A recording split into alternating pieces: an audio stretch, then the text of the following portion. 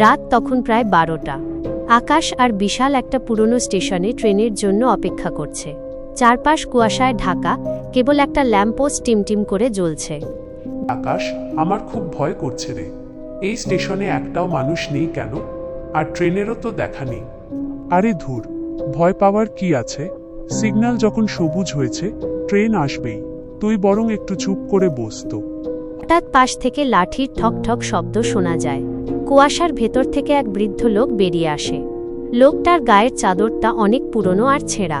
বাবা, তোমরা কি এই স্টেশনে নতুন? বিশাল চমকে উঠে আকাশের পেছনে লুকিয়ে, আপনি কে? কোত্থেকে এলেন? বৃদ্ধ মৃদু হেসে, আমি এই পথেরই যাত্রী বাবা। তবে একটা কথা বলি, ট্রেন এলে পেছনের কামরায় উঠবে না। ওই কামরাটা আজ অভিশপ্ত। আকাশ একটু হেসে, অভিশপ্ত মানে? আপনি কি ভূতের কথা বলছেন? দাদু, এসব এখনকার যুগে কেউ বিশ্বাস করে না। বিশ্বাস করা না করা তোমার ব্যাপার বাবা, কিন্তু আজ থেকে ঠিক 10 বছর আগে আজকের এই রাতেই পেছনের কামরায় একটা ভয়ানক দুর্ঘটনা ঘটেছিল। কেউ বাঁচেনি। যারা বাঁচে তারা আর মানুষ থাকে না।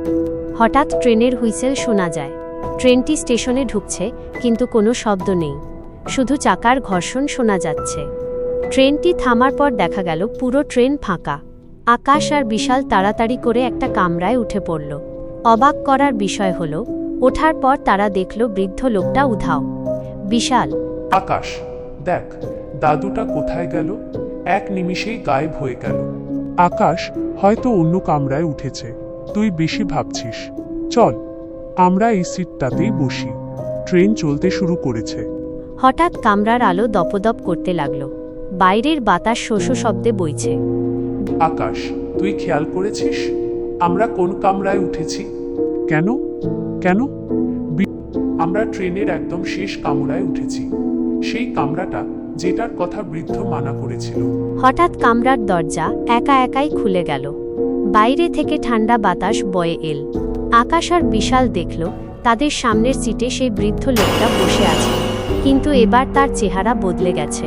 তার গায়ের চামড়া ঝুলছে এবং চোখ দুটো টকটকে লাল। আমি তো বারণ করেছিলাম পেছনের কামরায় না উঠতে।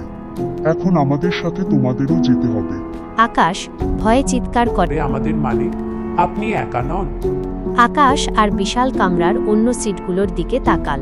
দেখল সেখানে আরও অনেক ছায়ামূর্তি বসে আছে, যাদের কোনো মুখ নেই। তারা সবাই একসাথে আকাশের দিকে তাকিয়ে হাসতে লাগল। বৃদ্ধ, 10 বছর আগে আমরা এই কামরাতেই মরেছিলাম। আজ থেকে তোমরাও আমাদের সঙ্গী। পরদিন সকালে ওই স্টেশনে ট্রেন থামলে রেলওয়ে পুলিশ দেখে শেষ কামরাটি একদম ফাঁকা। শুধু সিটের ওপর পড়ে আছে আকাশের ঘড়ি আর বিশালের একটা রুমাল। তাদের আর কোনোদিন খুঁজে পাওয়া যায়নি।